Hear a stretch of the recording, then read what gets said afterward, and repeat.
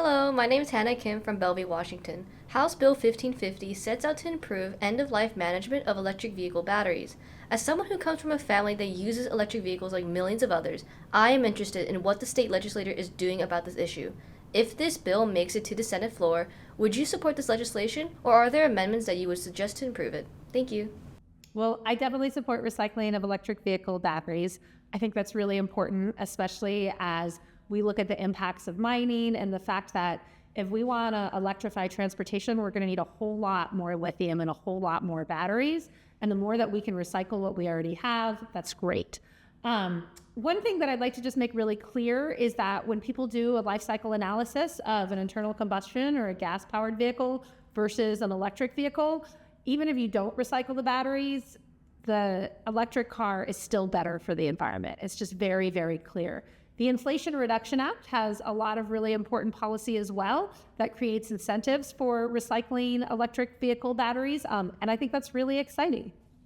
Hi, Hannah. Thanks for that question, because a lot of people are concerned about the next generation of vehicles, not only in our private vehicles that you see on a day-to-day basis, and maybe your family has one, but also in our trucking industry, our schools, or even in our roadways where we can electrify the system that we need to have.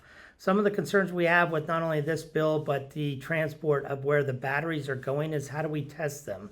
So my amendments would be to increase or improve that bill to ensure that we can test and certify where the batteries are coming from.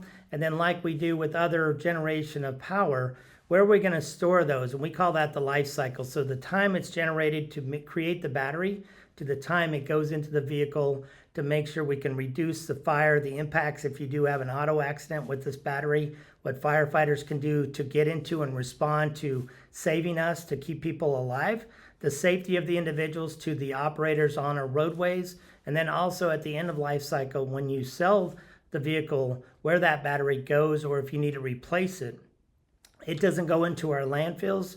It makes it into a place where we can store it properly, and then we can dispose of it the right way as we recycle or look to recycling some of these components into newer battery technology in the future.